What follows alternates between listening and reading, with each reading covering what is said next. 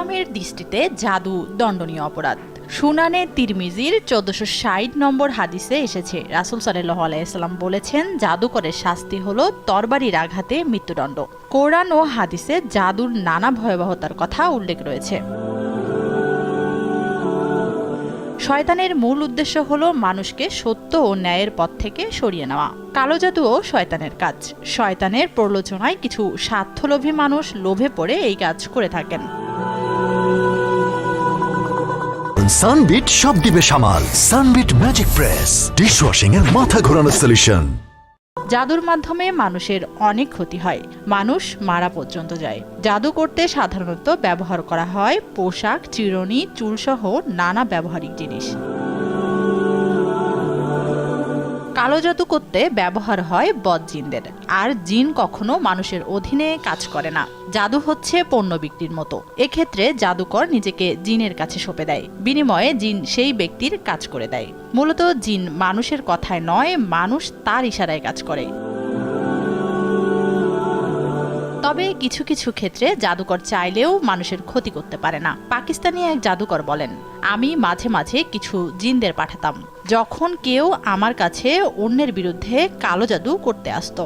জিনদেরকে বিভিন্ন খারাপ কাজের জন্য পাঠানো হতো, কারো বাড়িতে শান্তি নষ্ট করার জন্য, আবার কারো অসুস্থতা সৃষ্টি করা অথবা কারো মস্তিষ্ক এবং মেজাজ খিটখিটে করার জন্য।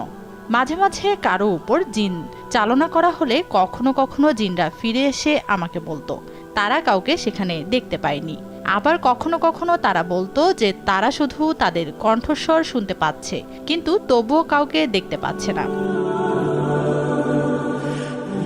তখন আমি সবচাইতে শক্তিশালী ও ভয়ঙ্কর জিন ইফরিতদের পাঠাই, কিন্তু তারাও একই অজুহাত দিয়ে ফিরে আসে।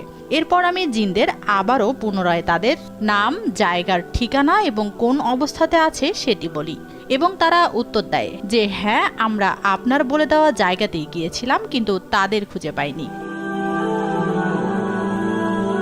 আমি তখন অনুধাবন করতে পেরেছিলাম যে ওইসব লোকদের সুরক্ষা স্তর, তাদের চারপাশের সুরক্ষা বেষ্টনী বেশ মজবুত, যাদেরকে ইফতির পর্যন্ত খুঁজে পায় না। সেসব লোকজন কুরআন এবং সালাত দিয়ে তাদের চারপাশের সুরক্ষার বলয় তৈরি করে রাখে, কিন্তু যখন তারা মাঝে মাঝে তাদের সালাত বাদ দেয়, জিনরা তাদের দেখতে না পেলেও শুধু তাদের কণ্ঠস্বর শুনত নির্দিষ্ট একটি দূরত্ব থেকে। আবার এমন কিছু লোক আছে যাদের আদৌ কোনো সুরক্ষা নেই।